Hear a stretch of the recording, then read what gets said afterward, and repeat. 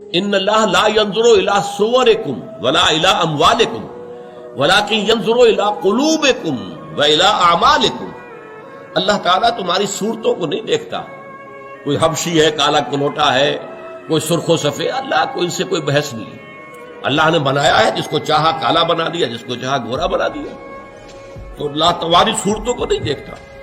کسی کو نقش و نگار بڑے اچھے دے دیے جو کہ بڑے دل آویز ہیں، دیدہ زیب ہیں، کسی کے بڑے بوڑھے قسم کے نقش و نگار ہیں.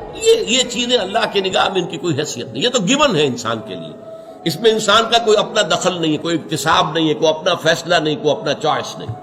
تو اللہ تعالیٰ تمہاری صورتوں کو نہیں دیکھتا اور اموال کو بھی نہیں دیکھتا. ان اموال کا سارا جو تعلق ہے وہ اس دنیا کی زندگی سے. وَلَٰكِن يَنظُرُ إِلَىٰ قُلُوبِكُمْ، وہ تو دیکھتا ہے تمہارے دلوں کو. دلوں میں کتنا کچھ یقین اور ایمان ہے، دلوں میں کتنا کچھ اللہ کی محبت ہے، دلوں میں کتنی کچھ اللہ کے رسول کی محبت ہے، دلوں میں کتنی کچھ آرزو ہے شہادت کی، موت کی. یہ اللہ تعالیٰ جانتا ہے.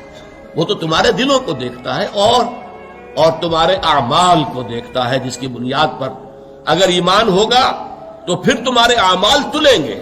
ایمان ہی نہیں ہوگا تو اعمال کا کوئی تول نہیں ہے. پھر اعمال کی پھر کوئی حیثیت ہی نہیں. ایمان نہیں ہے تو سیدھے جہنم میں.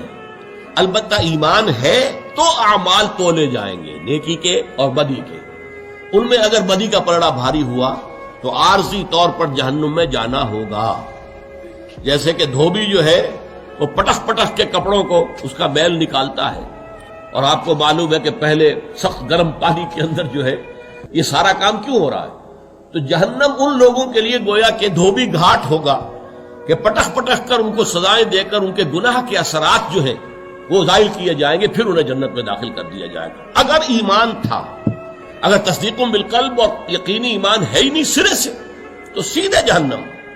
چاہے دنیا میں وہ مسلمانوں کا لیڈر شمار ہوتا ہو، بہت بڑا قائد شمار ہوتا ہو، کچھ بھی ہو، چاہے وہ مفتی اعظم قرار پاتا ہو، لیکن نہیں، اگر ایمان نہیں ہے تو پھر سیدھا جہنم میں جائے گا. جیسے کہ میں نے حدیث آپ کو سنائی.